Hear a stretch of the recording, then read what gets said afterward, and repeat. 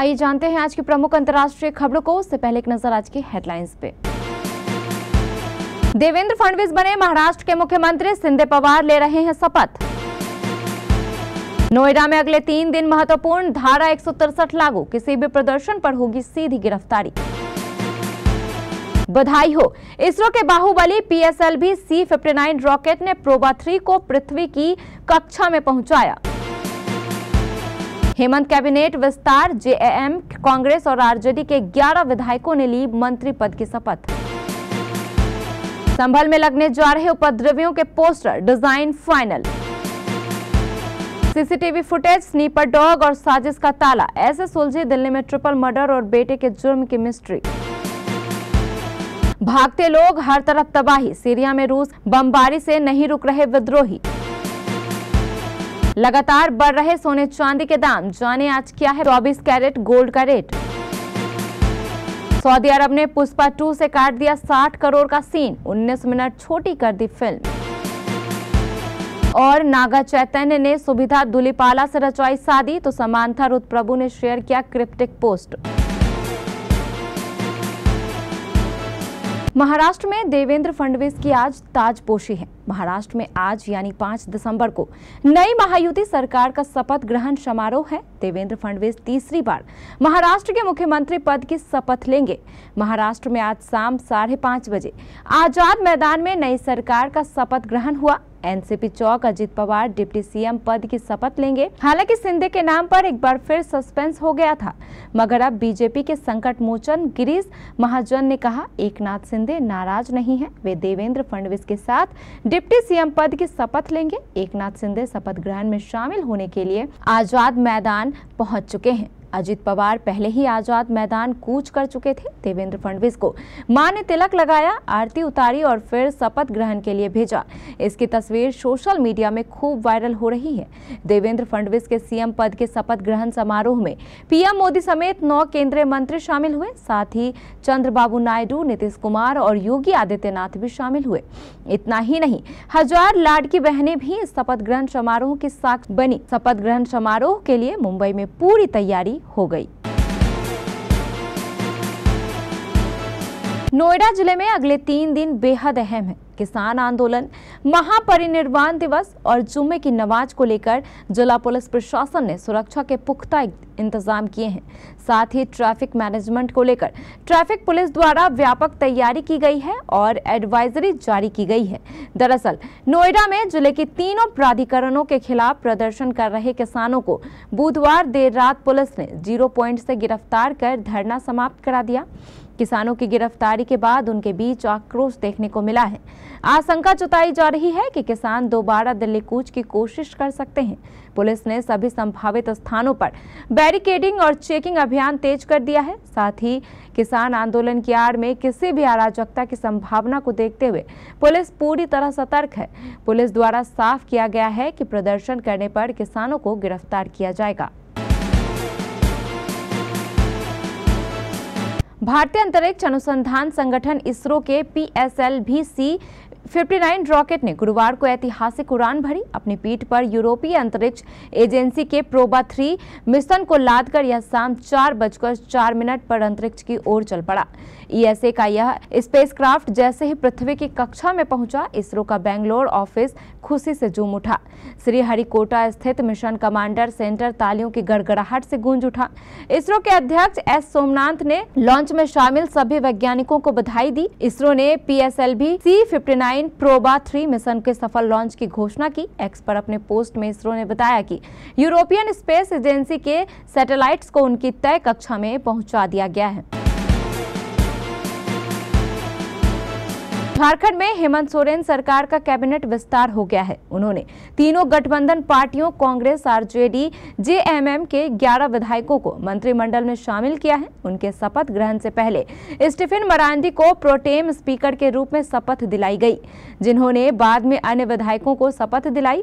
हेमंत सोरेन सरकार में शामिल कांग्रेस के राधा कृष्ण किशोर को सबसे पहले मंत्री पद की शपथ दिलाई गई। उन्होंने राज्य के छतरपुर विधानसभा सीट से जीत हासिल की है। यह विधायक के रूप में उनका चौथा टर्म है। वह कांग्रेस, जेडीयू और बीजेपी के टिकट पर चुनाव जीत चुके हैं। उनके शपथ लेने के बाद मुख्यमंत्री हेमंत सोरेन ने उन्हें बधाई भी दी। झारखंड मुक्ति मोर्चा के दीपक बिरुवा ने दूसरे स्थान पर मंत्री पद की शपथ ली। वह चाईबासा से विधायक चुने गए हैं और यह चौथी बार है जब उन्होंने चुनाव जीता है और विधानसभा पहुंचे हैं। इसके बाद जेएमएम के चमरा लिंडा ने शपथ ली। वह जेएमएम की टिकट पर बिशनपुर से विधायक चुने गए हैं और यह लगातार तीसरी बार है जब उन्होंने चुनाव जीता है, लेकिन पहली बार मंत्री बने हैं। यूपी के संभल में हुई हिंसा के आरोपियों के खिलाफ पुलिस प्रशासन सख्त रुख अपना रहा है। जिन लोगों ने जिले के उपद्रव किया, तोड़फोड़ की, उनके पोस्टर अब शहर के चौराहों पर लगाए जाएंगे। पुलिस ने यह भी अनुमान लगाया है कि संभल हिंसा में आगजनी और तोड़फोड़ से करीब 1 करोड़ रुपए से अधिक का नुकसान हुआ है। इस नुकसान की वसूली भी उपद्रवियों से की जाएगी। इन सब के बीच संभल में सुरक्षा व्यवस्था बढ़ा दी गई है, क्योंकि कल 6 दिसंबर है। 6 दिसंबर के दिन ही 1992 में अयोध्या स्थित बाबरी ढांचे को ध्वस्त किया गया था। इसको लेकर जहां हिंदूवादी संगठन शौर्य दिवस मनाते हैं, वहीं मुस्लिम संगठन विरोध दर्ज कराते हैं। ऐसे में शहर में भारी पुलिस लगाया गया है। इलाके को छावनी में तब्दील कर दिया गया है। राजधानी दिल्ली के नेब सराय इलाके में बुधवार को हुए तिहरे हत्याकांड का खुलासा पुलिस ने कर दिया। इसके बाद पुलिस ने जब कातिल को बेपर्दा किया तो हर कोई हैरान था, क्योंकि कातिल कोई और नहीं बल्कि मारी गई दंपत्ति का बेटा और लड़की का भाई अर्जुन निकला। जबकि पहले दावा किया गया था कि वारदात के वक्त दंपत्ति का बेटा मॉर्निंग वॉक पर गया था, तब अज्ञात बदमाशों ने घर में घुसकर इस हत्याकांड को अंजाम दिया था। लेकिन अब सच सामने आ चुका है और कातिल पुलिस के पकड़ में है। साउथ दिल्ली के नेब सराय इलाके में हुए ट्रिपल मर्डर की पूरी कहानी अब सामने है। बेटे अर्जुन ने अपने माँ, पिता और बहन का मर्डर पूरी तैयारी से किया था। पकड़े जाने के बाद उसने खुद पुलिस को बताया कि उसने कत्ल कब, कैसे और क्यों किया था। पूछताछ में पूरी वारदात का सच सामने आ चुका है। आरोपी अर्जुन के मुताबिक उसने पहले ग्राउंड फ्लोर पर मौजूद अपनी बहन का गला रेता था और फिर सीढ़ियां चढ़कर ऊपर गया, जहां उसने अपने पिता और मां की हत्या कर दी। सीरिया में 13 साल से चल रहा गृह युद्ध देश के दूसरे सबसे बड़े शहर अलेप्पो पर हुए हमले के साथ फिर से चर्चा में आ गया है। कुछ ही दिनों में तेजी से आगे बढ़ने के बाद विद्रोहियों ने अलेप्पो के करीब पूरे इलाके पर कब्जा कर लिया। यह पिछले कई साल में विद्रोहियों का सबसे बड़ा हमला है। उत्तर पश्चिमी सीरिया में विद्रोही समूहों का कहना है कि पिछले हफ्ते शुरू हुए एक हमले में अलेप्पो पर कब्जा करने के बाद वे हमा शहर की तरफ बढ़ रहे हैं। इस बीच आधिकारिक तौर पर सीरियाई नागरिक सुरक्षा के रूप में जाने वाले व्हाइट हेलमेट्स ने बताया कि रविवार को जवाबी हमलों के दौरान सीरियाई और रूसी सेना द्वारा किए गए हवाई हमलों में 10 बच्चों सहित करीब 25 लोग मारे गए। भारतीय सर्राफा बाजार में आज 5 दिसंबर 2024 की सुबह सोना और चांदी की कीमतों में बढ़ोतरी देखने को मिली। सोना अब 76,000 रुपए प्रति 10 ग्राम के पार है, तो वहीं चांदी का भाव 91,000 रुपए प्रति किलो ज्यादा है।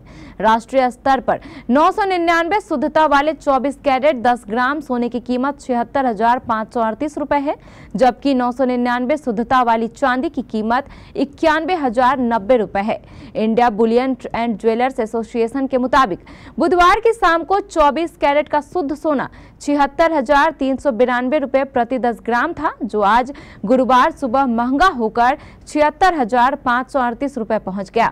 इसी तरह शुद्धता के आधार पर सोना और चांदी की कीमतों में उछाल आया है। अल्लू अर्जुन की धमाकेदार हिट पुष्पा 1 द राइज का sequel Pushpa 2 the rule Bharat में रिलीज हो चुका है। 3 साल से इस फिल्म का इंतजार कर रहे फैंस की भीड़ थिएटर्स में डटी हुई है और पुष्पा 2 को पहले सोच से ही जनता का प्यार जमकर मिलना शुरू हो गया है। जहां एक तरफ पुष्पा 2 की वर्ल्ड वाइड रिलीज और धमाकेदार शुरुआत को फैंस सेलिब्रेट कर रहे हैं, वहीं सऊदी अरब में सेंसर बोर्ड ने फिल्म के साथ कुछ ऐसा किया है जो दर्शकों के लिए इसका एक्सपीरियंस ही पूरी तरह बिगाड़ सकता है।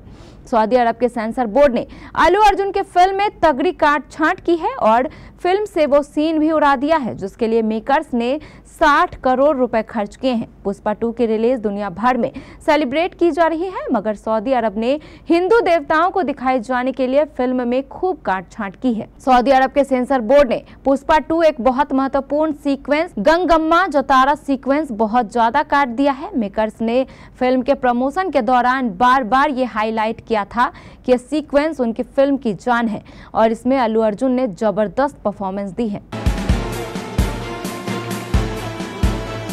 एक्टर नागा चैतन्य और शोभिता धूलीपाला ने हैदराबाद में तेलुगु रीति रिवाजों से बुधवार को शादी की। भव्य विवाह कार्यक्रम दूल्हे के परिवार के अन्नपूर्णा स्टूडियो में था। चैतन्य के दादा और तेलुगु सिनेमा के प्रसिद्ध कलाकार अक्कीनेनी नागेश्वर राव की प्रतिमा के अनावरण के बाद यह ऐसा पहला बड़ा कार्यक्रम था जिसका अन्नपूर्णा स्टूडियो में आयोजन किया गया था। इसी बीच सोशल मीडिया पर दोनों की शादी की तस्वीरें भी सामने आई, जिसे देखकर फैंस ने कपल को बधाई देना शुरू कर दिया। लेकिन समंथा रुत प्रभु, जो कि नागा चैतन्य की एक्स वाइफ हैं, उन्होंने एक क्रिप्टिक पोस्ट शेयर किया जो इंटरनेट पर तेजी से वायरल हो रहा है। समंथा ने इंस्टाग्राम स्टोरी पर एक वीडियो शेयर किया जो कि हॉलीवुड आइकॉन वायोला दाविस द्वारा पोस्ट किया गया था। इसमें एक लड़की और लड़के के बीच रेसलिंग मैच का वीडियो था। शुरुआत में एक लड़का मैच के लिए कॉन्फिडेंस के साथ एंट्री करता है, लेकिन आगे जाकर प्रतियोगिता में लड़की जीत जाती है। इसके साथ कैप्शन दिया गया, फूल की तरह नाजुक नहीं, बम की तरह नाजुक। इसी को रीशेयर करते हुए समंथा ने लिखा, लड़की की तरह लड़ो।